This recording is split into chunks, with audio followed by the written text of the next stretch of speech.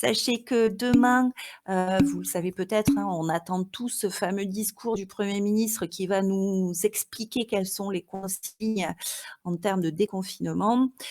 Partant de là, jeudi soir avec madame Allary, nous avons une réunion pour parler justement des modalités d'organisation de cette reprise au lycée. Et du coup, les professeurs demandaient aux fédérations de parents d'élèves, FCPE, liste d'union, de savoir s'il n'était pas possible de faire un recensement des personnes qui viendraient ou pas au lycée. Effectivement, je réexplique, hein, si on a 80% des élèves, c'est pas comme si on en a 100%. Donc ça permettrait de, je sais pas, gérer mieux une organisation déjà très particulière, hein, en termes de réception d'élèves, du nombre d'élèves, de classes à ouvrir, d'espaces à créer. Voilà. Donc du coup, par mes petits moyens à moi, je crée ce sondage-là. J'ai vu qu'il y avait cet outil sur la classe virtuelle. Donc petit sondage, est-ce que vous pensez, et je voudrais que seuls ceux qui ont la réponse, d'accord, répondent. J'en déduirai que tous ceux qui n'ont pas répondu sur les 60 personnes connectées ne savent pas. Et par contre, je voudrais que ce soit l'avis validé par vos parents, évidemment, hein, parce que peut-être que certains d'entre vous n'auraient pas envie de reprendre et les parents vont vous y envoyer malgré tout, d'accord? Donc, je voudrais que vous me disiez si oui ou non, vous allez retourner au lycée le 18 mai et ceux qui ne répondent pas sont ceux qui ne savent pas, d'accord? Donc, du coup, ça me permettra de remonter cette info au moins sur les T6 et les T9. Ça serait bien d'ailleurs que je parle aux professeurs donc, qui interviennent dans les classes virtuelles dans les autres terminales. On pourrait tous faire ça et donc on aurait tous à peu près des infos assez rapides.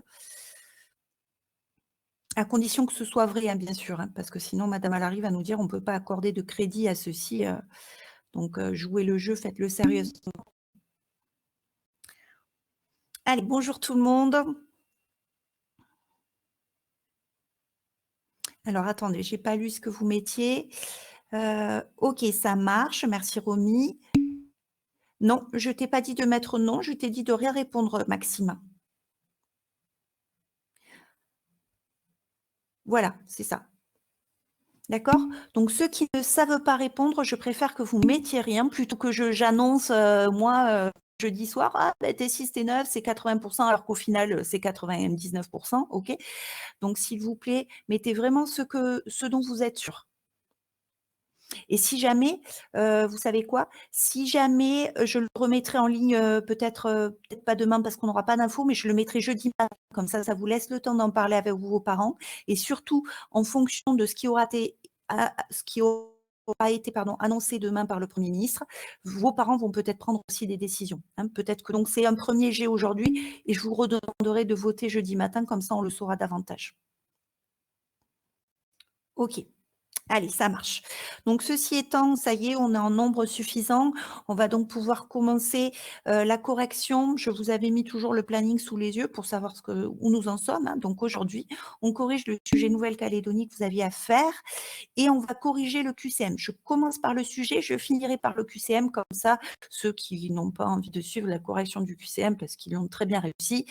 Et je tiens à dire qu'il y a un seul élève sur les 2 terminales qui a eu 24 sur 24. Donc, tout le monde a quelque chose à rectifier malgré tout. Donc, on fera ça à la fin de l'heure. OK, Stéphane, de toute manière, pour répondre à ta question, je remettrai en ligne le sondage jeudi matin.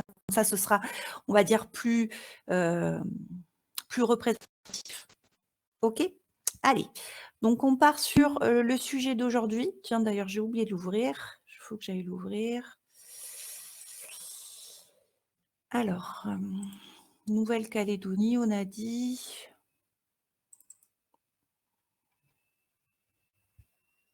Voilà le sujet donc d'aujourd'hui.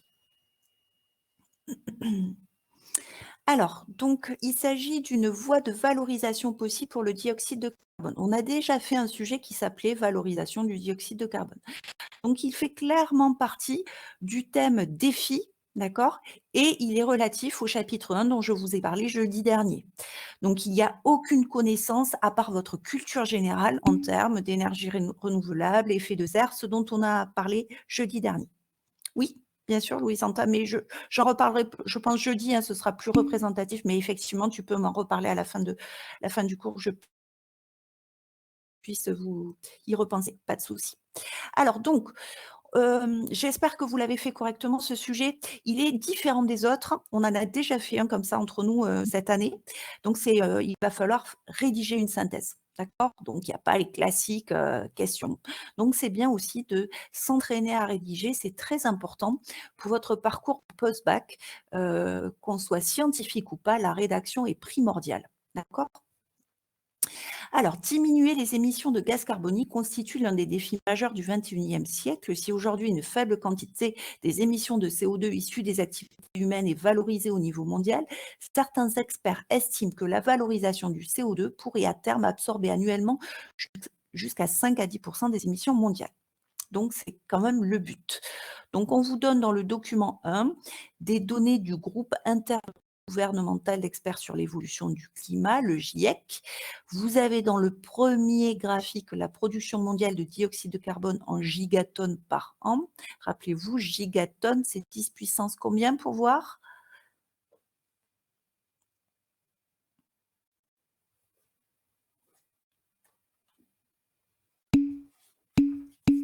Oui, 10 puissance 9 pour Simon Hugo. Attention, pas 10 puissance 12, hein. Giga, 10 puissance 9. OK. Donc ça aussi, il faut les connaître, hein, ces préfixes. Vous avez dans le deuxième graphique la variation de la température, donc mesurée depuis les années 1960 jusqu'à 2010 à la dernière valeur affichée. Donc on voit, clairement qu'il y a une hausse de la variation de température. Vous avez ensuite dans le document 2 les traitements du dioxyde de carbone. Donc où est-ce que l'on trouve du dioxyde de carbone? Dans l'air, l'eau, le sol, les fumées d'industrie, les volcans. Qu'est-ce qu'on fait de ce dioxyde de carbone? On le capte et ensuite, soit on l'utilise ou on le valorise, soit on le stocke. D'accord? Document 3, on vous parle de l'hydrogénation, une voie de valorisation du dioxyde de carbone. Donc on vous dit que actuellement le CO2 est valorisé soit de manière directe, c'est-à-dire on l'utilise directement en tant que dioxyde de carbone, dans les réfrigérants, rappelez-vous, réfrigérants, on en a parlé quand on a fait un sujet sur la pompe à chaleur pour une piscine. On a dit qu'il y avait un fluide réfrigérant qui circulait dans la pompe à chaleur. Eh bien, le CO2 peut être un fluide réfrigérant. D'accord? Soit on peut l'utiliser de manière indirecte. Dans ce cas-là, on convertit le CO2 dans un autre produit d'intérêt industriel. Par exemple, ici, on vous dit qu'on produit du méthanol et de l'éthanol. Voilà pour ce document 3. Le document 4, on vous parle d'une unité de production de méthane au Japon. Alors celui-là, on va le lire en particulier parce qu'il va nous intéresser pour la suite. Donc l'un des grands groupes pétroliers, BP et l'Université technologique de Tohoku, développent depuis 2003 une unité pilote de production de méthane à partir de CO2 industriel. Donc on va pouvoir utiliser le CO2 industriel et à partir de dihydrogène produit par électrolyse de l'eau de mer. Donc très bien, l'eau de mer, on l'a à disposition. On produit du dihydrogène que l'on fait réagir avec du CO2. L'électrolyse, on vous rappelle aussi qu'elle est alimentée par de l'énergie solaire. Très bien, ça ne nous demande pas plus d'énergie du coup. L'unité consomme 4 mètres cubes par heure de dihydrogène, 1 mètre cube par heure de CO2 pour produire 1 mètre cube par heure de méthane. Et on vous raconte qu'à l'heure actuelle, le méthane produit n'est pas utilisé industriellement, mais pourrait être utilisé comme combustible pour produire de l'électricité ou comme carburant pour des véhicules. La production d'électricité avec ce méthane serait préférable. Elle permettrait le recyclage des émissions de CO2, hein. Donc j'utilise le CO2 pour produire du méthane et avec ce méthane, j'utilise ce méthane pour créer de l'électricité. Et je préférais utiliser ce méthane pour créer de l'électricité plutôt que d'utiliser ce méthane comme carburant, parce que si je l'utilise comme carburant dans les véhicules, eh bien, vous savez très bien que quand vous utilisez du méthane, lorsque vous faites la combustion du méthane, vous créez à nouveau du dioxyde de carbone. Donc, quand vous créez du dioxyde de carbone avec une voiture, l'émission de CO2, elle n'est pas contrôlée. C'est-à-dire, elle part dans la nature. Je ne peux pas le récupérer, ce CO2 que je produis. Alors que si je produis l'électricité avec ce méthane, OK, de la transformation du méthane, je vais produire effectivement du dioxyde de carbone, mais je suis sur une entreprise, je suis donc localisée et je vais pouvoir récupérer ce CO2 que je crée à nouveau. D'accord? Voilà ce qu'on vous raconte ici. On vous donne des données énergétiques, donc vous vous doutez qu'il va falloir les utiliser. On vous dit que l'énergie nécessaire pour réaliser l'électrolyse de l'eau afin de fabriquer 1 m³ d'hydrogène est de 20 mégajoules. Rappelez-vous, mégajoules, c'est quoi le préfixe? C'est 10 puissance combien? Allez, on a revu le giga, donc le méga, c'est 10 puissance 6. Attention, Riyad, c'est quoi le 10 puissance 3?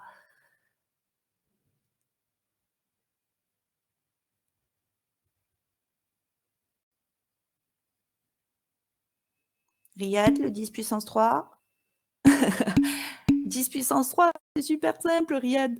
C'est le kilo, bien sûr. Et on l'a d'ailleurs juste en bas. Hein. Donc, pour capturer et stocker 1 m³ de dioxyde de carbone, 8 mégajoules. Pour réaliser l'hydrogénation d'1 m³ de CO2, 7 mégajoules. Et par contre, l'énergie qu'on peut récupérer en brûlant 1 litre de méthane est de 33 kilojoules. Question, le sujet est très court. Question préalable, à l'aide de vos connaissances et des documents fournis, proposez 3 pistes mises en œuvre actuellement pour limiter l'émission de CO2 dans l'atmosphère. Allez, j'attends vos retours. Qu'est-ce que vous me proposez? On attend 3 pistes mises en œuvre actuellement, du coup.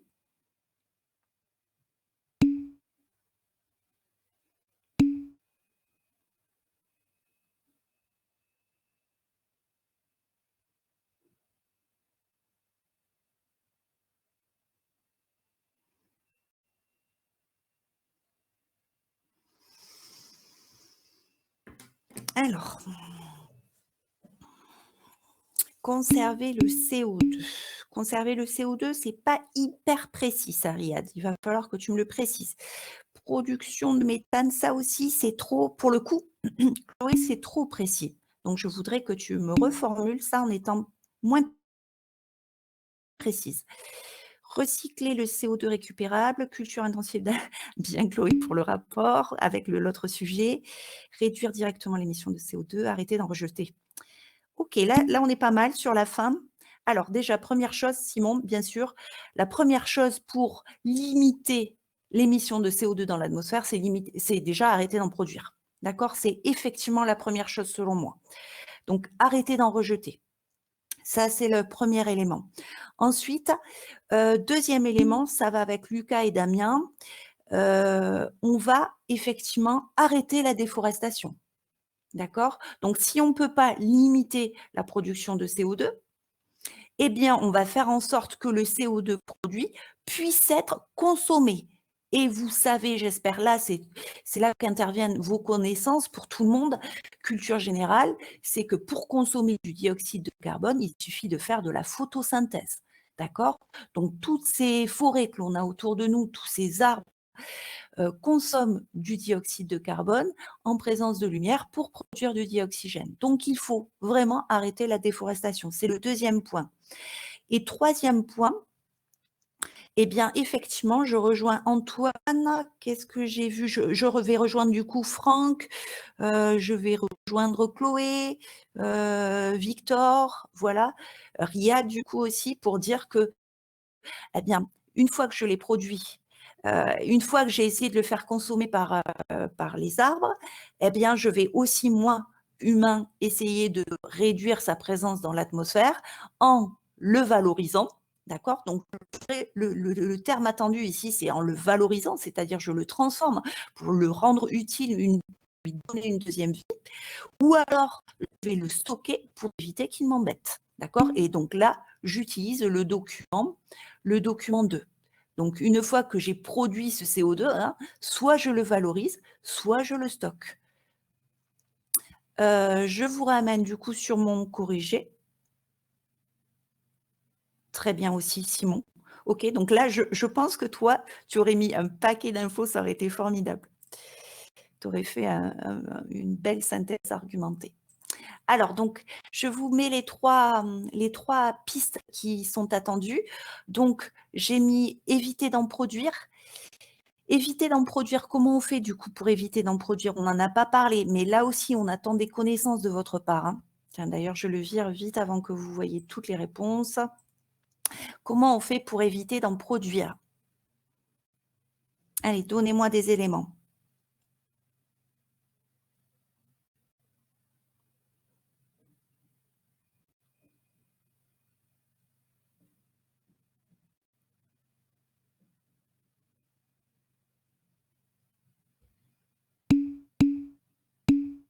Très bien.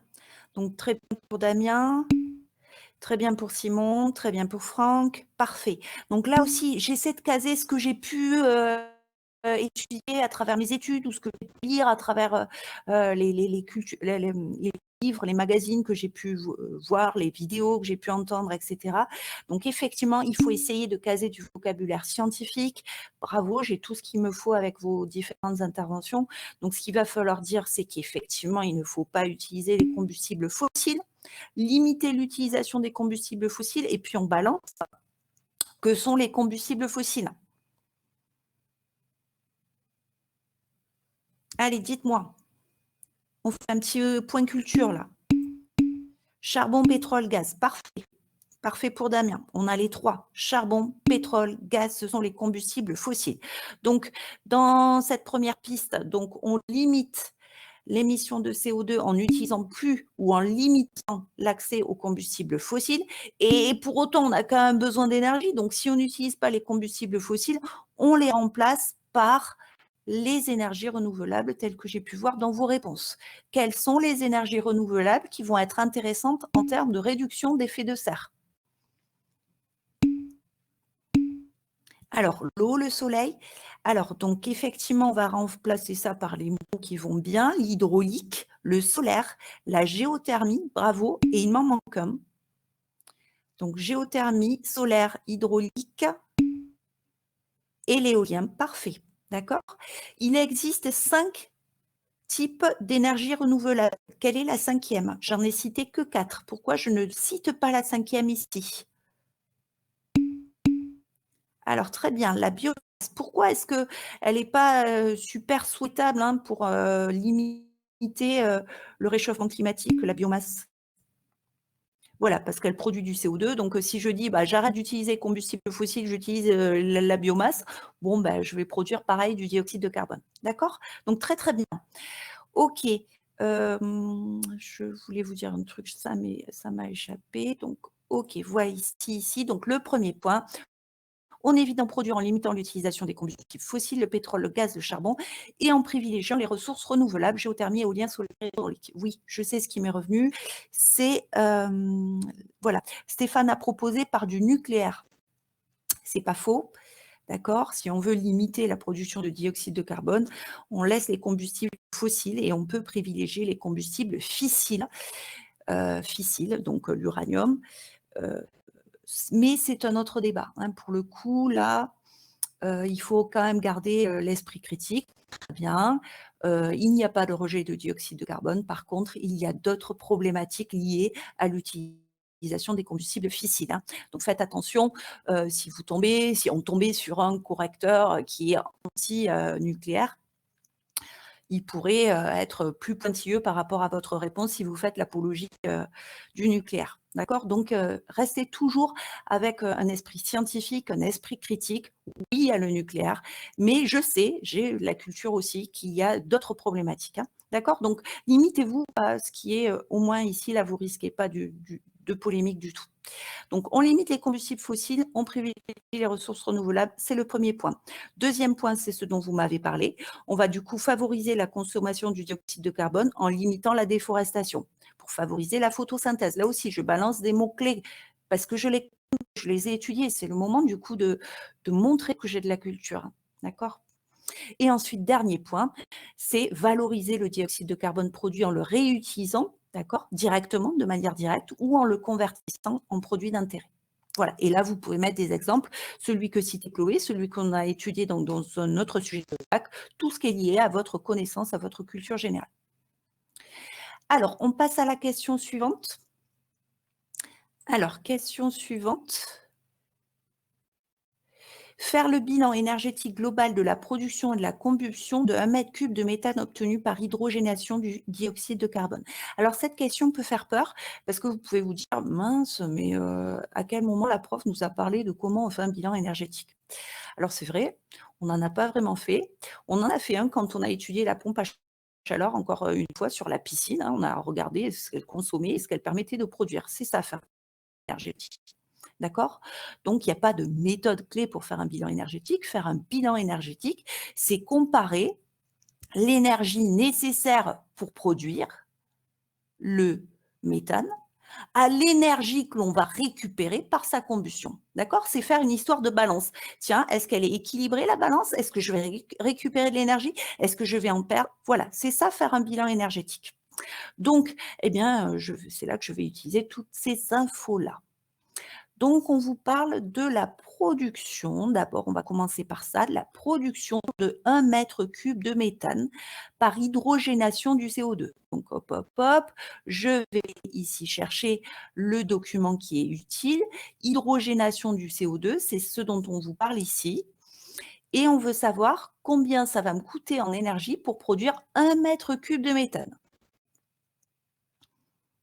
Alors, avant toute chose, j'aimerais que, c'était pas demandé, mais c'est une question que je rajoute. Vous avez votre brouillon à côté et j'aimerais que vous m'écriviez la réaction, s'il vous plaît, qui est utilisée dans cette unité de production de méthane au Japon. Allez, tentez de trouver l'équation de la réaction qui permet de produire le méthane et équilibrez-la, s'il vous plaît.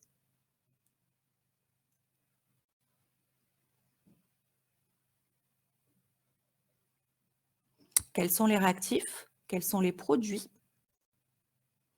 Et assurer ensuite la conservation des éléments, des charges éventuellement.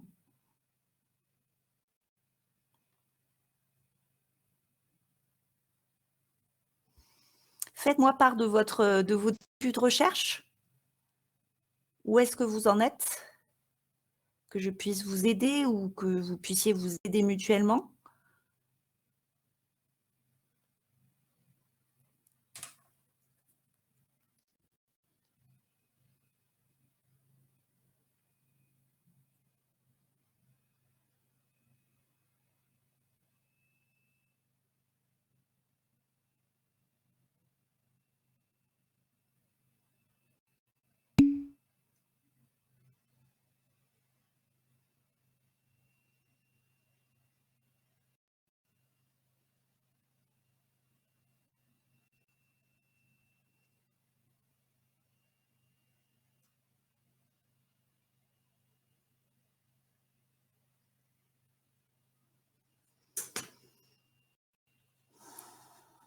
Alors, donc j'ai un début pour Franck, un CO2 plus H2. Donc déjà, je valide les réactifs de Franck. Voilà. Et donc, je valide les réactifs de Franck, je valide les réactifs de Riyad. Je valide le produit de Riyad, le CH4. Attention Franck, le but de cette unité est de produire du méthane. Et la formule du méthane est CH4. D'accord? Donc très bien. Est-ce qu'elle était donnée d'ailleurs cette formule CH4 quelque part? Non, je ne le vois pas. D'accord? Donc le CH4, c'est ce que vous avez étudié en classe de 4e, la combustion du méthane. CH4, vous l'avez étudié. C'est le gaz que vous avez dans des petites bouteilles de gaz que vous pouvez emporter dans les camping-gaz, par exemple. Alors très bien donc effectivement, je me dis: «Tiens, OK, je sais qu'il y a du H2 à gauche, je sais qu'il y a du CO2 à gauche, je sais que ça donne du CH4. OK» et ensuite je me dis: «Bah tiens, il y a un problème parce que si je n'écris que ce que je sais, il me manque l'élément oxygène à droite». OK? Alors effectivement, il y a 2 possibilités. Riyad a pensé à mettre du dioxygène, Hugo a pensé à mettre de l'eau. C'est effectivement de l'eau qu'il vous faut mettre. Eh bien, amusez-vous maintenant, si vous mettez de l'eau à droite, à vérifier, à assurer l'équilibrage de cette équation bilan, en respectant la conservation des éléments.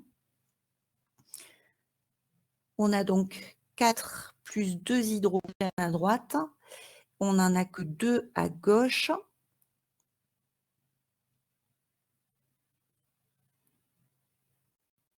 Pour l'oxygène, on en a 2 dans le CO2, on n'en a qu'un dans l'eau. Donc, je vais mettre 2 molécules d'eau. Il va s'être formé 2 molécules d'eau.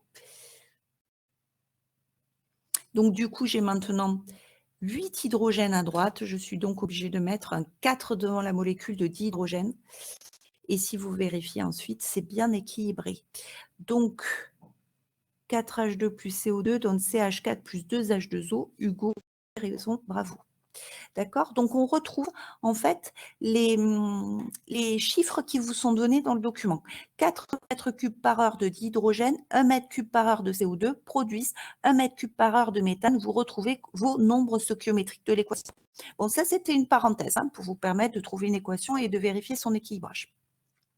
Donc maintenant, on en était, rappelez-vous, sur calcul de l'énergie le calcul de l'énergie nécessaire à la production d'un mètre cube de méthane. Allez, je vous attends là-dessus.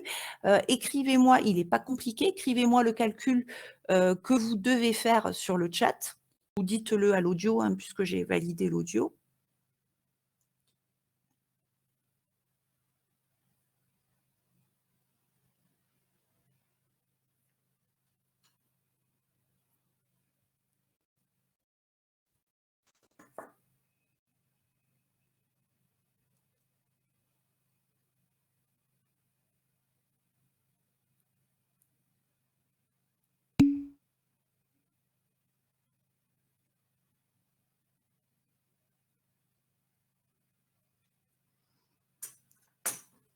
Alors, Riyad propose 20 fois 4 plus 8 plus 7.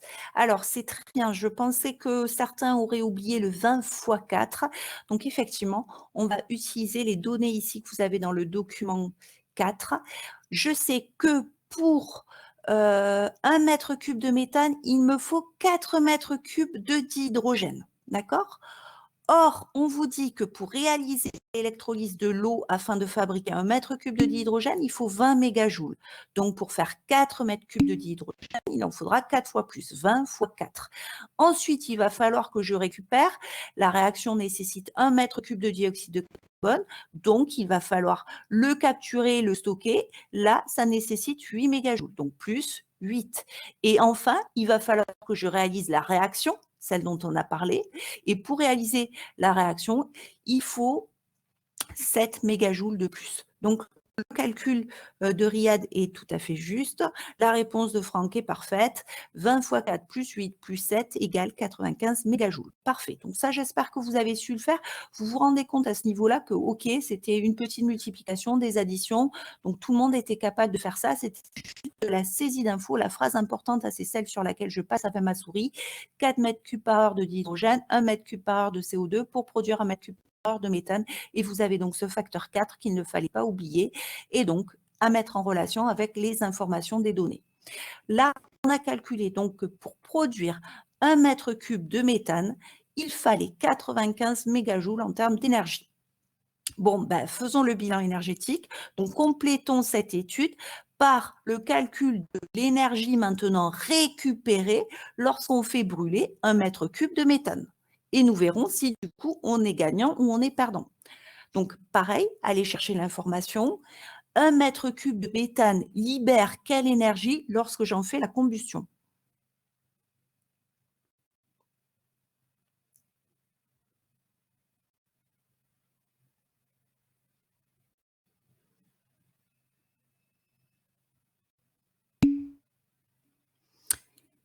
Alors, parfait pour Simon, d'accord? Il y avait un tout petit piège. Il y avait dans les données hein, que vous avez sous les yeux, énergie récupérable par la combustion d'1 litre de méthane, c'est 33 kilojoules. Parfait, Franck.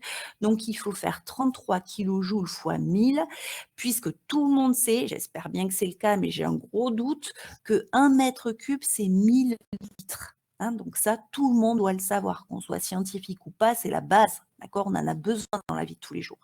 Donc, 1 mètre cube, c'est 1000 litres.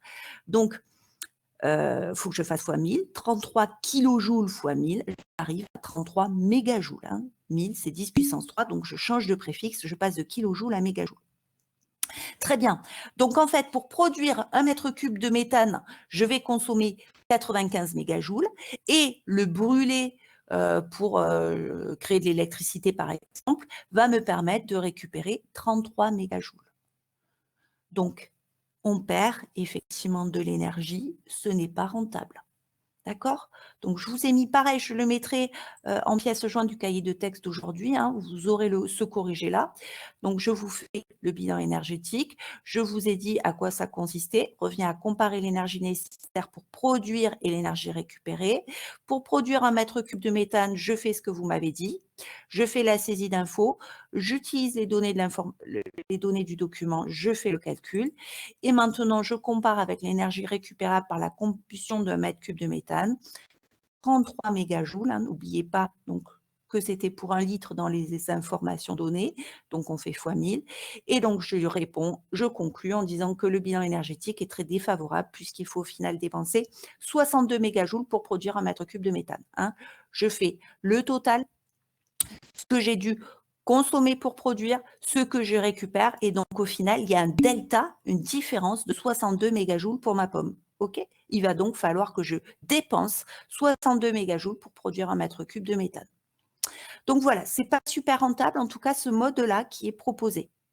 Alors, deuxième partie du sujet, on vous demande ensuite de faire une synthèse à partir des documents et de vos connaissances, rédiger environ 20 lignes, une synthèse argumentée répondant à la problématique suivante. Quels sont les enjeux environnementaux et l'intérêt énergétique de la valorisation du dioxyde de carbone?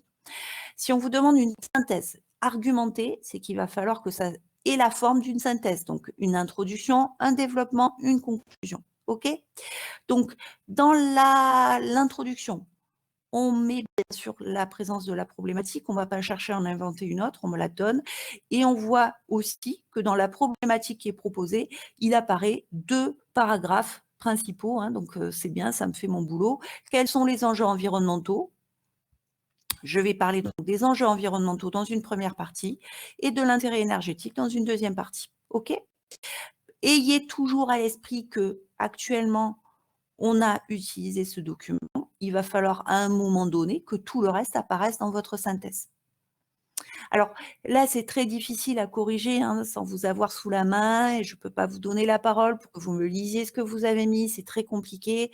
Donc je vais aller assez vite sur ce point-là. Je vous ai mis mon corrigé ici. Je me suis prêtée à l'exercice et j'ai fait une synthèse. Alors j'ai pas vérifié que j'avais une vingtaine de lignes, hein, vous voyez à 5 diapos. Donc on va lire l'introduction. Une introduction, je crois que c'est avec l'histoire géo qu'on est assez d'accord.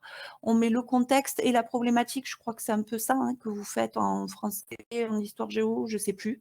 Bref, ça ressemble toujours à peu près à la même chose. Donc bien sûr, on présente le sujet, c'est le début de l'introduction, on pose la problématique ensuite et nous en sciences, on n'est pas obligé de faire une annonce de plan parce que, bah, sur 20 lignes, si on fait une annonce de plan, on perd du temps.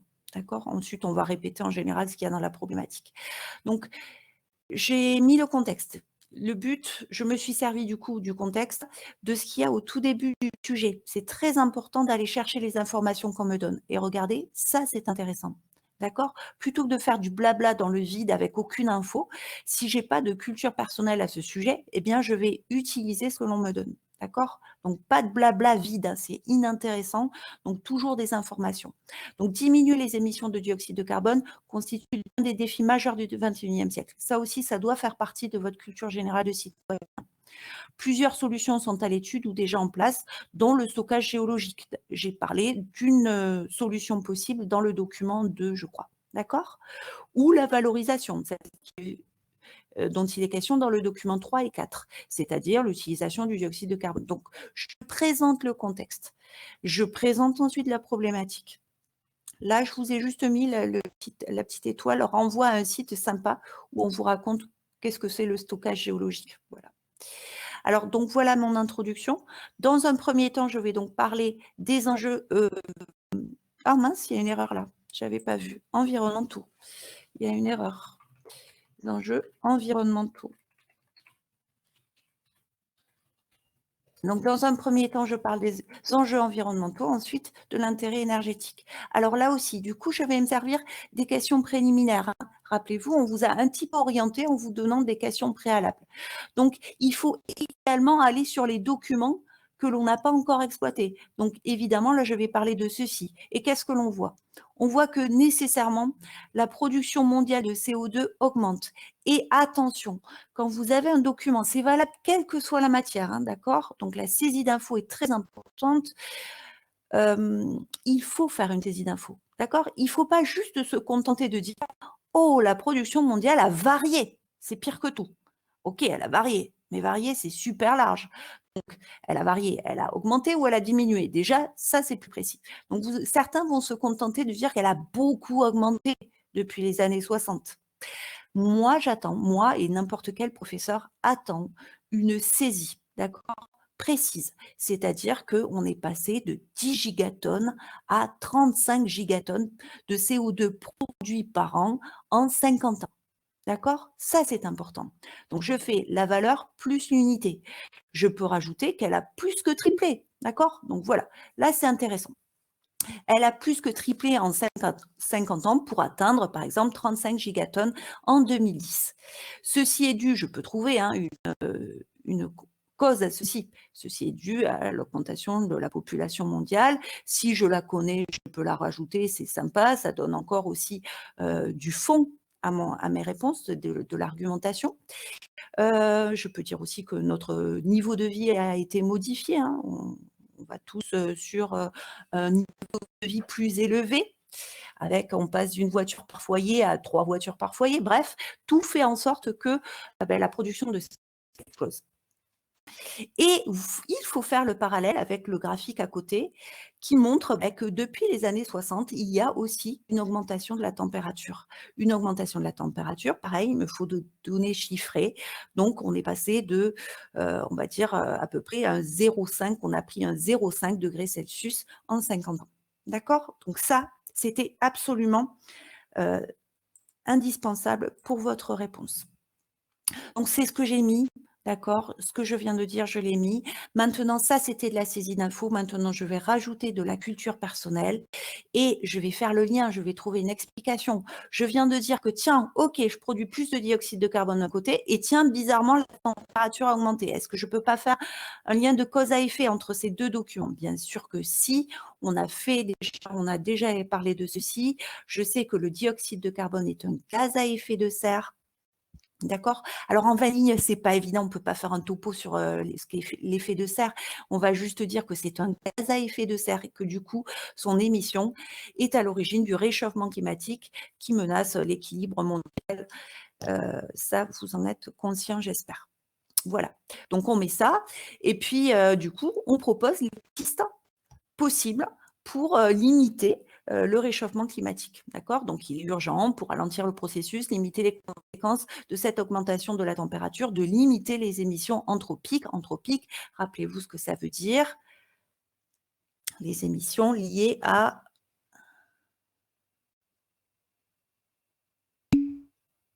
l'homme. Très bien. D'accord? Autant pour les volcans, on est un peu coincé. Autant tout ce qui est émissions humaines, ça, on peut essayer de le contrôler. Et là, du coup, j'enchaîne, on est toujours sur les enjeux environnementaux. J'enchaîne en disant, du coup, on va privilégier les ressources renouvelables. Et là, voilà, je mets ce dont j'ai parlé dans les pistes de départ. Donc, ressources renouvelables, je diminue la déforestation et ensuite, je vais valoriser le dioxyde de carbone émis. D'accord? Et ça me fait ma transition avec mon deuxième paragraphe, du coup, sur les enjeux énergétiques. OK, donc valoriser le dioxyde de carbone, c'est mettre en place des processus qui vont me permettre de l'utiliser pour créer de nouveaux produits d'intérêt. Et donc, là, je fais pareil, j'utilise les documents pour dire que soit je le valorise de manière directe, soit de manière indirecte. Et là, je prends l'exemple que je viens d'étudier. D'accord? Donc, j'ai pris l'exemple de la transformation du dihydrogène en méthane grâce au dioxyde de carbone. Ce méthane, on l'utilisera ensuite pour produire de l'électricité. Et là, je finis, je dis que pour l'instant, ce bilan énergétique n'est malheureusement pas très favorable. Il est très coûteux en énergie. Je dis combien ça me coûte, d'accord? 62 mégajoules, sans reprendre les calculs puisqu'ils ont été faits au départ. Et je fais preuve aussi d'esprit critique, super. J'ai utilisé du dioxyde de carbone pour produire du méthane. Ce méthane me permet de produire, par exemple, de l'électricité en faisant une combustion. Combustion du méthane, je produis de l'électricité, très bien, mais quand je fais la combustion du méthane, je recrée aussi du dioxyde de carbone. Bon, donc, c'est pas tip top, ce procédé-là. Donc, petit esprit critique à la fin, ça fait pas de mal. Et je conclus en faisant donc un résumé de tout ceci. D'accord? Donc voilà. Voilà, c'était intéressant de faire un sujet différent de petit de et cetera. De faire de la synthèse d'informations, c'est important. Mobiliser ses connaissances et réussir à rédiger en mettant des «or», «par ailleurs», «je sais que» et cetera, c'est vraiment fondamental. Ceux qui pensent que, les sciences se résument à faire des équations sans phrase, vous vous trompez et vous ne pourrez pas aller loin dans votre cursus scientifique. Il est super important de pouvoir s'exprimer, de transmettre, de dialoguer, souvent dans une autre langue, pour être super efficace dans ce domaine-là. D'accord? Hein, pensez-y. Ceux qui font de la recherche, font des publications, ils témoignent de leurs, résultats de recherche et pour cela, il faut faire preuve de pédagogie dans la restitution. D'accord? Donc c'est important de soigner l'écrit, la formulation, la richesse de votre vocabulaire scientifique évidemment dans ce cas-là. Alors, si j'ai pas de questions, pour une fois, on finit pas trop tard. Si j'ai pas de questions, je vais continuer sur, la correction du QCM. Ça vous va? D'accord, je vais corriger le QCM qui a été bien réussi par la plupart d'entre vous, hein. Certains se sont un peu ratés, certains se sont beaucoup ratés, donc il est important de revenir là-dessus parce qu'il y a pas de raison que vous n'y arriviez pas. Allez, donc je reviens sur le QCM, je vois que j'ai pas de retour. Donc QCM, il est là.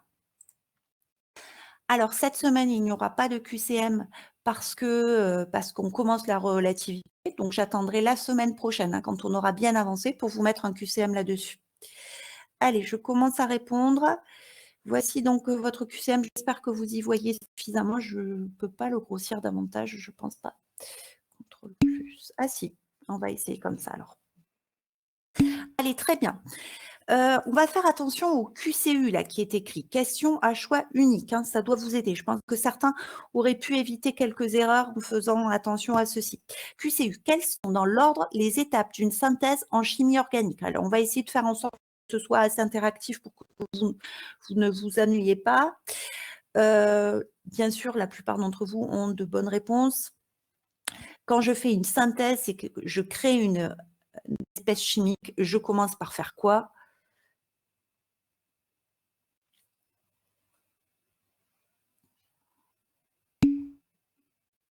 La réaction, bien sûr. Je commence par faire une réaction chimique, je choisis les réactifs correctement pour que dans les produits, il y ait le produit d'intérêt, c'est-à-dire le produit que je cherche à créer.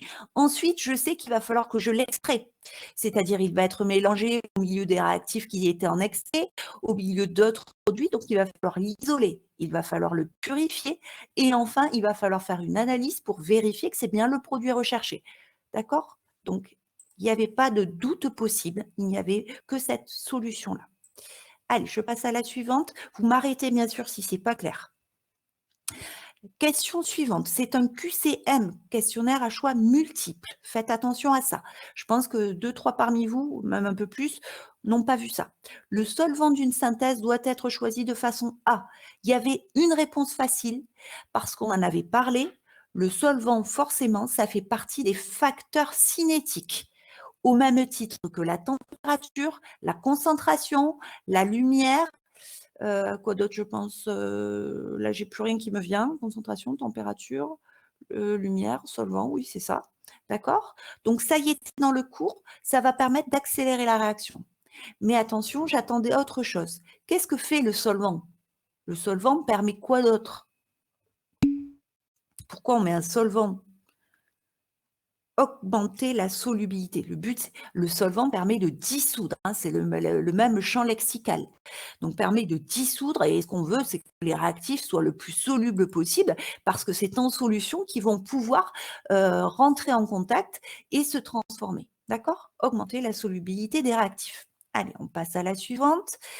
Le montage représenté ci-dessous est un montage de recristallisation, de distillation, un chauffage à reflux ou une chromatographie. Alors, je sais que par élimination, chromatographie va disparaître sans problème. Ensuite, il faut choisir entre les 3 autres. Damien, tu me proposes la distillation. Il y en a parmi vous qui m'ont mis chauffage à reflux. Alors, faites gaffe, un chauffage à reflux, il n'y a pas toute cette partie à droite là. d'accord? Un chauffage à reflux avec vos mains, un reflux, c'est mon doigt monte et mon doigt redescend. Reflux, c'est ça, je monte, je descends, je fais une boucle. Donc, les réactifs s'élèvent, se vaporisent sous l'effet de la chaleur, montent dans le réfrigérant, se refroidissent et redescendent. Ça, c'est un chauffage à reflux. S'il n'y avait pas ici le réfrigérant. Donc ça, c'est une distillation vue en classe seconde, d'accord? Donc distillation. La distillation permet de séparer les constituants d'un mélange. Par exemple, culture générale, quand je fais la distillation du pétrole, le pétrole, c'est un mélange d'espèces chimiques, énormément d'espèces chimiques dans le pétrole. Eh bien, je vais distiller, faire de la distillation fractionnée pour séparer tous les constituants du pétrole en couches de masse plus légères, les gaz en haut, de la colonne à distiller, etc. Bref, les goudrons en bas, etc. Donc voilà pour cette réponse. C'est une distillation. Donc, il faut savoir reconnaître les montages comme ceci. Alors, bien sûr, il n'y aura plus les ECE pour vous évaluer là-dessus, hein, mais je continue toujours dans l'idée d'augmenter votre culture scientifique pour tous ceux qui continueront dans ce domaine-là. Alors, cette question a été la question étonnamment la moins réussie, alors que je n'y voyais pas de difficulté. Donc, parmi ces dispositifs, lequel permet de récupérer un produit qui a précipité? Je pense que le mot qui vous a dérangé, c'était peut-être précipité du coup. Je n'ai pas compris pourquoi vous vous étiez trompé. Vraiment, même des élèves qui ont des 19, 20 sur 24 se sont plantés à celle-ci. OK? Donc, c'est une question à choix unique.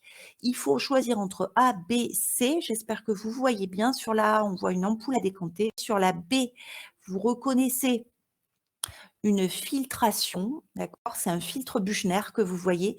Filtration sous pression réduite, on fait couler l'eau et ça crée une dépression, donc ça permet d'accélérer votre filtration. Et sur la C, j'espère que vous reconnaissez aussi, c'était la même image qu'il y avait dans le cours, c'est un bancofleur qui permet donc de mesurer une température de fusion. Donc Gauthier me met la A, si c'était pour cette question, je n'ai pas fait attention, Gauthier, quand tu as mis la A. Et Émilie me met la B. Donc, un produit qui a précipité, c'est un produit qui est à quel état, s'il vous plaît? Un précipité, c'est la question que je pose souvent chaque fois que je parle de précipité. Je vous demande quel est l'état. Effectivement, c'est un solide. Ok, Gauthier. Donc, un produit qui a précipité, c'est un solide. Donc, pour récupérer un solide, je n'ai pas d'autre choix que d'utiliser une filtration. D'accord? Donc, c'était le B. Je fais une filtration. Le A, c'est une ampoule à décanter, j'ai que des liquides. Ça va permettre de séparer des liquides entre eux, pas de séparer un solide d'un liquide. Et le C permet d'identifier un solide par la mesure de sa température de fusion. Ce n'est pas la question ici. Donc, j'espère que c'est clair pour tout le monde. C'était la B. Allez, je passe à la suite. Ça, c'est une question, un exercice que j'ai pris dans un livre de seconde. Le diode est une espèce chimique utilisée en solution aqueuse dans le traitement antiseptique des plaies et des brûlures superficielles de la peau. C'est ce qui donne la couleur à la bétadine que vous avez peut-être dans vos armoires à pharmacie. Donc, l'idée, c'est de extraire le diode de cette solution aqueuse. D'accord? Donc, on vous demande de choisir le solvant qu'il faudra prendre pour extraire le diode de la solution aqueuse antiseptique contenue dans une ampoule à décanter. Et il est écrit, c'est très très important, je l'ai rajouté parce que je ne voulais pas que vous me mettiez n'importe quoi, ne pas négliger les pictogrammes pour valider votre choix. Ça n'y était pas dans l'exercice d'origine, c'est moi qui l'ai rajouté. Alors, vous avez le choix entre l'heptane, l'éther diéthylique, l'éthanol, le tétrachlorure de carbone. Ce sont les 4 solvants qui apparaissent ici sur votre exercice. Je veux extraire le diode qui est, attention, dans une solution aqueuse. Donc, il est actuellement avec de l'eau. Donc, j'ai eu effectivement pas mal de bonnes réponses, mais j'ai eu aussi, alors, la pire des réponses que vous pouviez me donner. Allez, essayez de m'identifier la pire des réponses que vous pouviez me donner. Il y en a quelques-uns qui l'ont mise et je voulais revenir là-dessus parce que ça veut dire que clairement, vous n'avez pas compris. Effectivement, Chloé, c'est l'éthanol. D'accord? Donc, il y a parmi vous des élèves qui ont mis que j'allais mettre de l'éthanol. Or, si vous regardez la miscibilité de l'éthanol avec l'eau, il y a marqué oui. Ça veut dire que si vous rajoutez dans l'ampoule à décanter qui contient votre solution aqueuse, donc votre bétadine par exemple, qui est colorée en brune à cause du diode, eh bien, quand vous allez rajouter l'éthanol, il va se mélanger. Donc, vous n'aurez qu'une phase. Si j'ai une phase dans une ampoule à décanter, je ne peux rien séparer du tout. Donc, la base de l'extraction liquide-liquide, c'est trouver un solvant qui ne soit pas miscible avec le solvant de départ. Or, le solvant de départ, il y a marqué, c'est une solution aqueuse, c'est de l'eau. Donc, je vais donc choisir maintenant, entre les 3 qui me restent ici, un solvant qui ne soit pas miscible avec l'eau. J'ai l'éther diéthylique, le tétrachlorure de carbone, l'heptane. Et pour m'aider dans mon choix, je me rappelle que la prof a demandé ne pas négliger les pictogrammes pour valider votre choix. Vous savez très bien que ce solvant ou celui-ci, vous n'auriez pas le droit de les utiliser au lycée. D'ailleurs, on ne les a pas. D'accord? Pourquoi? Parce qu'ils sont juste un tout petit peu mortels quand même. OK? Donc, il est impossible d'utiliser l'heptane et le tétrachlorure de carbone. Donc, je n'attendais pas ces réponses. Pour ceux qui ont mis cette réponse, vous avez pris 0 sur 1. Donc, il fallait dire l'éther diéthylique. D'accord? J'aurais été sur un exercice noté en classe. Il aurait fallu me dire, je choisis l'éther diéthylique car il est non miscible à l'eau et parce que, regardez, la solubilité du diode dans l'éther diéthylique est très grande. 252 grammes par litre, d'accord? C'est très grand. Donc, le diode, lorsqu'il a le choix entre l'eau, regardez, sa solubilité dans l'eau est inférieure à 1 et 252 grammes par litre dans l'éther diéthylique, eh bien, quand vous mélangez votre ampoule à décanter, vous mettez en présence le diode avec l'éther diéthylique. C'est pour ça que c'est super important de mélanger, sinon le diode, il ne se doute pas que vous avez rajouté de l'éther diéthylique, puisque ce n'est pas miscible avec l'eau. Donc, le fait d'agiter va permettre de mettre en présence l'éther diéthylique et le diode. Et là, il y a une plus grande affinité, une plus grande solubilité. Donc, le diode va passer dans la phase constituée par l'éther diéthylique. Allez, j'espère que ça, c'était bon. J'espère que c'est clair pour vous parce que c'est vraiment un élément clé du programme aussi. Hein. Donc, vue en seconde, revue en terminale. Nommer chacune des phases de l'ampoule à décanter. Donc, je sais que tout ce qui n'est pas aqueux est organique. Hein. Donc, ici, j'ai 2 solutions. Il faut savoir où est la phase aqueuse, où est la phase organique. Pour cela, il faut revenir en arrière et regarder quoi?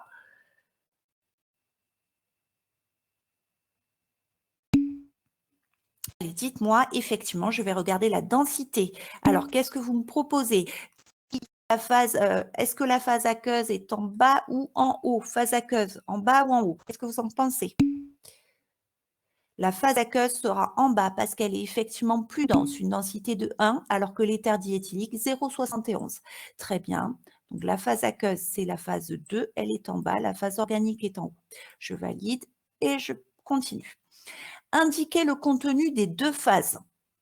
Alors ça aussi, bah, normalement, tout le monde a compris. Alors, ce n'était pas le cas. Je ne sais pas pourquoi, vous m'avez rajouté des trucs bizarres. Certains n'ont pas eu les 2 points du coup de la question. Donc, la phase organique, bah, je sais qu'elle est constituée par le solvant. La phase aqueuse, elle est constituée par l'eau. OK. Bon, ben, le diode, il est passé où? Le diode, bien sûr, il est passé dans la phase organique. C'était le but de l'extraction, hein.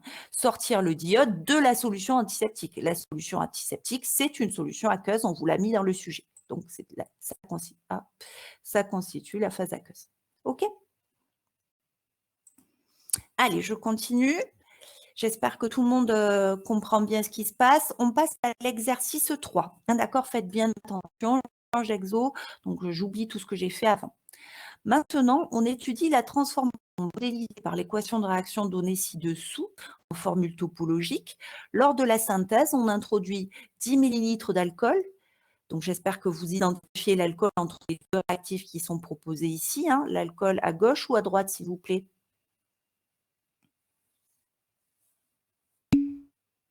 Très bien pour Chloé. L'alcool, c'est bien celui de gauche. Donc, j'ai 10 ml d'alcool, 30 ml d'acide, c'est bien celui qui est à droite, OK. Et on vous dit, j'introduis aussi 1 gramme d'APTS. Il y a 1 gramme d'APTS, donc APTS est mis sur la flèche ici. Je ne sais pas trop à quoi ça correspond, on en parle après. On obtient le produit désiré et de l'eau. Donc, j'en déduis que ce truc-là, c'est le produit désiré et ça, c'est de l'eau. Très bien. On vous donne les masses molaires en grammes par mol. Donc, ça veut dire que besoin plus tard. Nommer l'alcool. Alors là, il y en a quelques-uns parmi vous qui ont oublié la nomenclature. Alors, évidemment, hein, c'est difficile de vous imposer de garder la nomenclature en tête quand vous ne ferez plus jamais de sciences derrière. Donc j'espère que quand même, la plupart d'entre vous m'avez montré que vous avez encore de beaux souvenirs de nomenclature. Très bien Gauthier. Maëlie, tu n'as pas eu tous les points. Alors effectivement, c'est bien de penser à le mettre, Maëlie, parce que du coup, tu comprendras pourquoi tu as eu un 0,5 peut-être qui est apparu dans ton QCM. D'accord? Ceux qui m'ont mis 3-méthylbutanol ont perdu 0,5 points sur la question. J'ai mis que 0,5. Le 1 est fondamental parce que vous vous rappelez que le groupe hydroxyle OH peut être n'importe où sur la chaîne. D'accord? Donc, il est important de préciser où il est sur la chaîne. Et quand on ne le met pas, il n'y a pas de règle qui dit que si on ne le met pas implicitement, c'est 1. OK? Il n'y a pas cette règle-là. Donc, on est obligé de le préciser. Gauthier, tu as tout à fait raison. Je vois bien dans la chaîne, je cherche la chaîne carbonée la plus longue. 1, 2, 3, 4 carbones dans la chaîne. C'est donc un butanol. Je numérote le groupe hydroxyle pour qu'il ait l'indice le plus petit. C'est donc un butanol, butane 1-ol, donc le carbone 1 est celui-ci. Et je vois que j'ai une ramification sur le carbone 1, 2, 3, sur le carbone 3. D'accord? Chloé, tu voulais la parole? On t'écoute.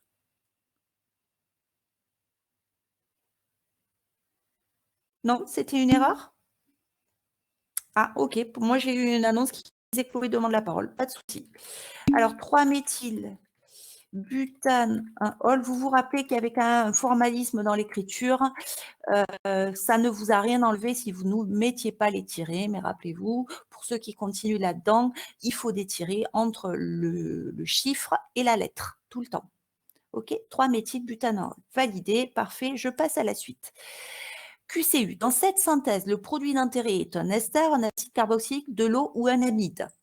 Donc, quel est le produit d'intérêt dans cette synthèse? Il faut identifier la famille ici que l'on cherche à obtenir.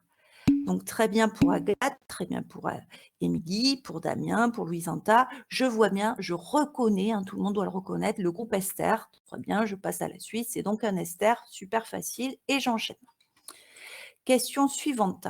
Dans cette synthèse, la PTS joue le rôle de catalyseur, de réactif, de produit ou de solvant. Alors, cette question a pu poser problème à certains aussi. Voyons voir, faisons par élimination. D'accord? Je vous remets la réaction. La PTS, est-ce que ça peut être un réactif, un produit, un catalyseur ou un solvant? Faites par élimination dans votre tête pour ceux qui n'avaient pas réussi à répondre. Alors, effectivement, je vois les bonnes réponses qui arrivent, hein. Catalyseur. Alors, ce n'est pas un réactif, sinon il serait écrit à gauche de la flèche. Ce n'est pas un produit parce que sinon il serait à droite. Ce n'est pas un solvant non plus. Pourquoi ce n'est pas un solvant? Il y a un petit indice. Est-ce que vous voyez l'indice pour vous dire que c'est pas un solvant? Très bien, parfait. Guy, parfait pour Agathe. Il est écrit que c'est un solide. D'accord? 1 gramme d'APTS, ça suggère donc que c'est un solide. Et donc, un solide n'est pas un solvant. Un solvant, c'est une solution dans laquelle vont venir se solubiliser les réactifs qui, eux, peuvent être solides. OK? Donc, par élimination, il ne me reste plus que le catalyseur. Allez, j'enchaîne. Question suivante. QCU, sachant que la masse volumique de l'alcool est et celle de l'acide et il faut savoir si le mélange est stoichiométrique. Est-ce que l'alcool est un réactif limitant ou est-ce que c'est l'acide? Alors pour cela, très rapidement, je vais passer sur un écran. Comme ça, je vous le fais.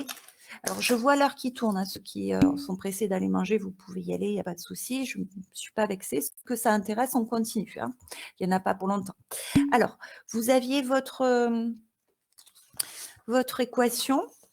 Alors, je ne vais pas la réécrire, mais grosso modo, ça faisait alcool plus acide donne ester plus eau. Vous avez comme info les masses volumiques, kilos par litre, Ici, vous avez 1,05, je ne réécris pas l'unité, kilogramme par litre. Vous savez que vous prenez 10 ml d'alcool, 30 ml d'acide, et vous avez également les masses molaires qui se sont données, grammes par mol. Qu'est-ce qu'il faut calculer, s'il vous plaît?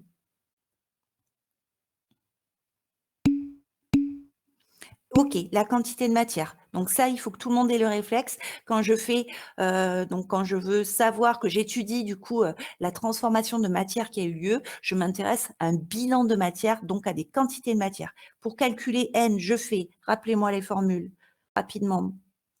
N égale petit m sur grand M. Je n'ai pas petit m, donc je transforme ça par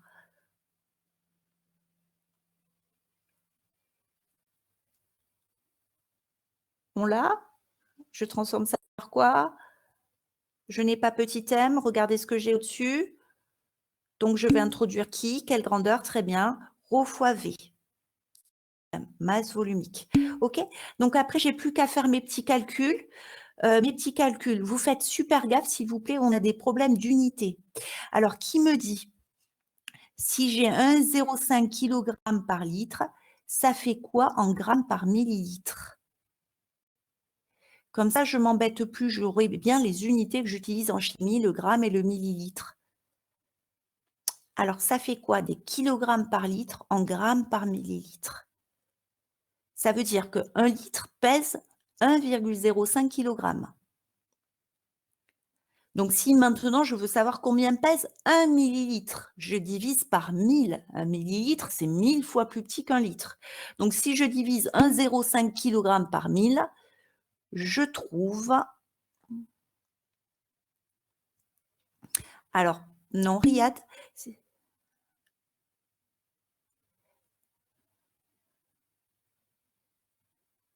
alors non, je ne sais pas en fait ce à quoi tu réponds. D'accord? 1,05 10 moins 3, ce qui m'embête, c'est millilitres. Il me faut une unité de masse volumique. Donc moi, je veux passer en grammes par millilitre. Comme ça, je n'aurai pas de conversion à faire pour la suite. Donc des kilogrammes par litre en grammes par millilitre.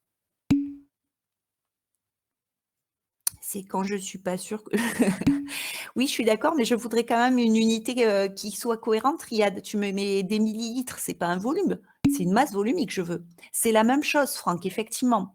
Hein, si vous passez de litres à millilitres, vous divisez par 1000, d'accord? Donc, ça veut dire que si un litre pèse 1,05 kg, un millilitre pèse 1000 fois moins. Et 1000 fois moins qu'1,05 kg, vous divisez le kilogramme par 1000 et vous tombez sur le gramme. Donc, c'est la même chose. D'accord? OK, ça marche. Donc, très bien. Bah, du coup, je remplace. Pour l'alcool, ça fait 0,81 fois 10 millilitres sur 88 grammes par mol. Ici, j'ai des millilitres. Ici, j'ai des grammes par mol. Ici, j'ai des grammes par millilitre. Donc, si je fais ma petite analyse dimensionnelle, millilitre moins 1 fois millilitre, ça s'annule. Gramme sur gramme, ça s'annule. Et mol moins 1 au dénominateur, ça fait bien des mols au numérateur. OK? Donc, je fais mon calcul et je tombe sur 0,092 mols. Vous faites la même chose pour l'acide. Là, j'ai fait pour l'alcool. Pour l'acide, on trouve 0,53 mols. Du coup, qu'est-ce que vous pouvez dire? Est-ce que le mélange est stoichiométrique? Est-ce qu'il y a un réactif limitant? Lequel?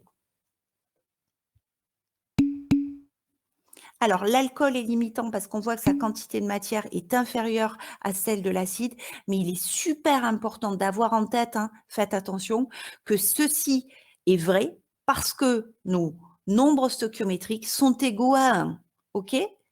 Alors, je change de tableau, donc j'espère que ça, il n'y a pas de question. 0,092, 0,53. OK, je change, je reviens sur le QCM. Donc, l'alcool est limitant. Je vais cocher l'alcool et le limitant. Je valide, j'ai juste, mais je voulais revenir là-dessus parce que ici, c'est une mole qui donne une mole. Donc, j'ai une mole pour une mole. Hein. Donc, vu que j'ai moins d'une mole, eh bien, et que lui, j'en ai plus, lui, l'alcool est le réactif limitant. Allez, donc j'avance. On me demande dans la suite, on reste sur les calculs. La réaction a permis d'obtenir 7,6 grammes de produit. Le rendement est de 177, 63, 11%. Donc pareil, je reviens sur mon tableau blanc, je cherche le rendement. Donc rappelez-vous, c'est alcool plus acide donne ester plus eau. Le rendement, il faut avoir cette formule en tête. C'est, alors soit vous faites avec les masses, soit vous faites avec les quantités de matière. Donc la masse d'ester produite, on va dire produite ou expérimentale, sur la masse d'ester théorique. Voilà, ça c'est la formule. Que vous fassiez avec les quantités de matière ou les masses, c'est pareil, hein, puisque vous simplifiez par la masse molaire, ça revient au même. Donc moi, je vais rester avec les masses. On me dit que j'ai produit 7,6 grammes d'ester. Et donc, je veux avoir le rendement. Donc pour ça, il faut que je calcule la masse d'ester que je pensais former. Or, rappelez-vous, on a un réactif limitant, la quantité de matière d'alcool était de 0,092 mol. Qu'est-ce que j'en déduis du coup?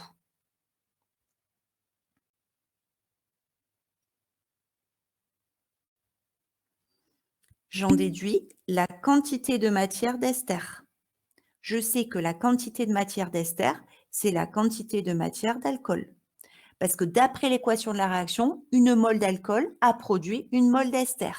Donc, si j'ai 0,092 mol d'alcool qui ont réagi, j'ai produit 0,092 mol d'ester.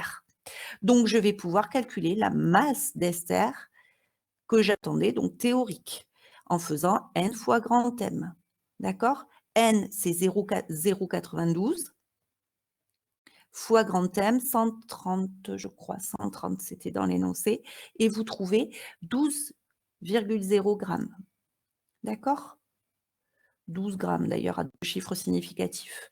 Et quand vous faites ce calcul, vous trouvez 0,63, donc 63%. Voilà.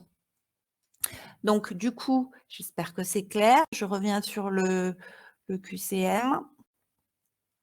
Vous avez donc un rendement de 63%. D'accord? Je valide et je continue. Le produit obtenu est liquide. Par conséquent, il ne pourra pas être caractérisé par sa température de fusion, sa masse volumique, sa densité, une chromatographie sur couche mince. C'est hyper facile, c'est un questionnaire à choix unique, il n'y a qu'une seule bonne réponse, effectivement. Si le produit est liquide, je ne peux pas mesurer sa température de fusion qui correspond au passage de solide à liquide. Hein, d'accord? Je ne peux pas le mettre sur un banc-au-fleurs, il est déjà liquide. Donc ça, c'est bon, je passe à la suite. La question 14. Pour purifier le produit liquide obtenu, on peut réaliser une chromatographie sur couche mince, une distillation, une filtration, une recristallisation. Alors, j'ai mis ces questions-là parce qu'elles sortent souvent dans les sujets de bac. J'ai un produit qui est liquide. Je ne peux le purifier que par, non Lucas, la recristallisation, on le verra tout à l'heure, recristallisation, ça suppose que ça a cristallisé, Lucas. Donc, c'est solide. Recristallisation, c'est le rendre à nouveau solide. Donc, c'est pour un solide, la recristallisation. Donc, ici, il reste la distillation. Le montage que l'on a vu tout à l'heure, donc une distillation, le montage que l'on a vu tout à l'heure, qui permettait donc de faire une distillation, c'était ce machin-là, ici, d'accord? Vous mettez votre produit liquide, vous faites bouillir, et en supposant que les impuretés aient une température d'ébullition différente, eh bien, elles vont passer dans l'éprouvette et vous allez garder votre produit liquide ici sans les impuretés. D'accord? Si c'est les impuretés qui ont une température d'ébullition plus forte, c'est des impuretés qui restent là et le produit qui vous intéresse qui part ici. Donc, une distillation permet de séparer. D'accord? Et donc, permet de... J'ai remarqué que vous avez ajouté un point après avoir donné la note à moi et Noan. Ah! Que vous avez ajouté un point. Ajouter un point, ça veut dire je t'ai mis un point de plus, c'est ça? Mais je ne l'ai pas fait qu'à toi, Franck. J'ai mis un point de plus, ou même certains ont pris 2 ou 3 points de plus. Je vais expliquer pourquoi. Quand tu dois choisir une question, ça passe tout seul, mais quand tu dois écrire quelque chose, la correction automatique, on ne comprend pas bien. Par exemple, là, 3-méthylbutanol, si vous n'aviez pas mis les tirets, elle mettait 0. Donc, moi, j'ai quand même mis les points. D'accord? Donc là, pour ça, il n'y a pas de doute, c'est quand il faut écrire que la correction automatique n'est pas tip-top et donc je suis obligée de passer derrière.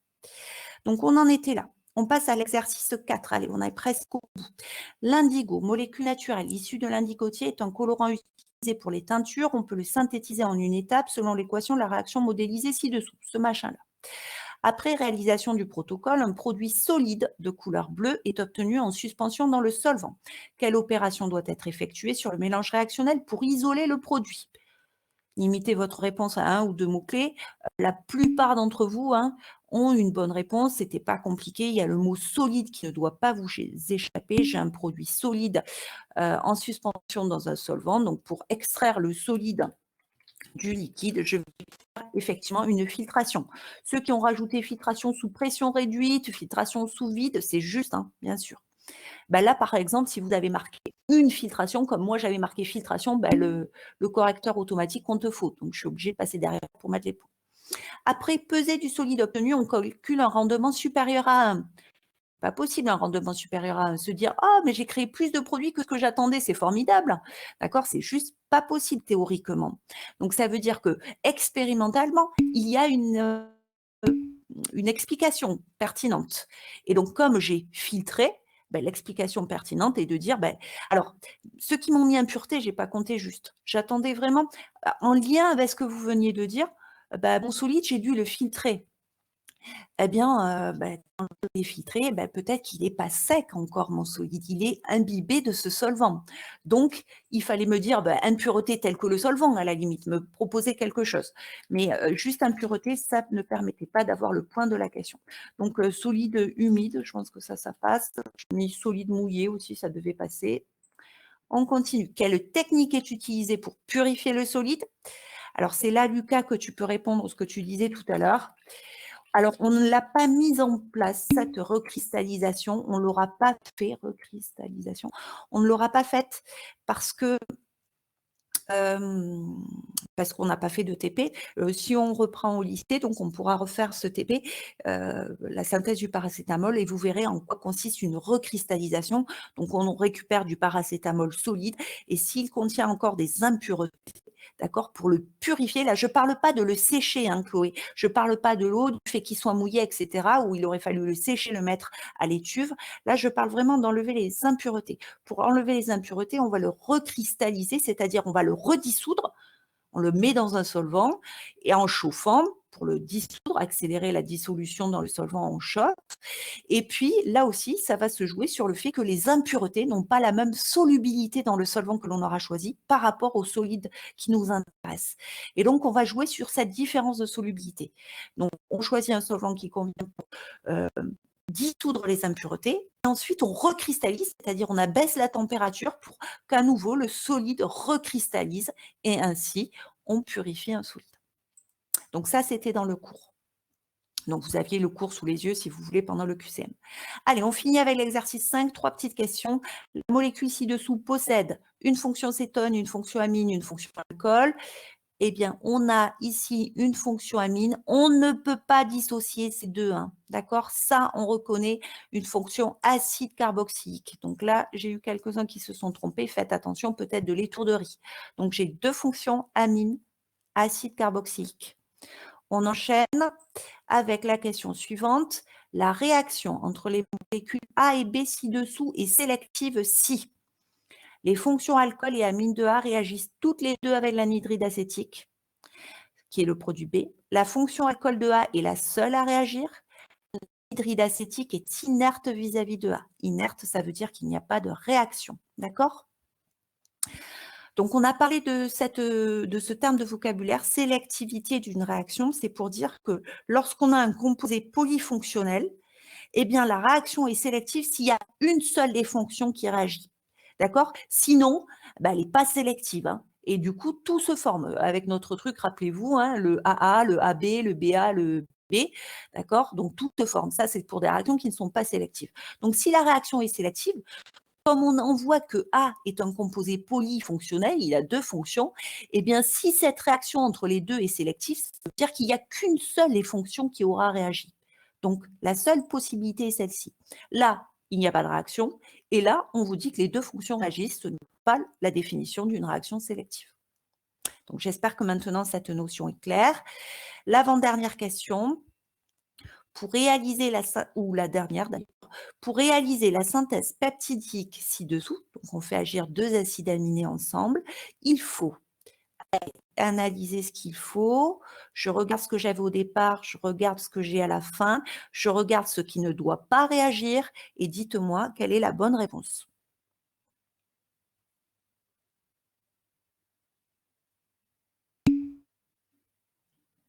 La dernière. Alors, si vous protégez les 2 fonctions de A, bah, rien ne pourra réagir. D'accord? Donc ça ne peut pas être la deuxième. Si c'est la première, vous protégez la fonction amide de B, la fonction amide de B et la fonction acide carboxylique de A.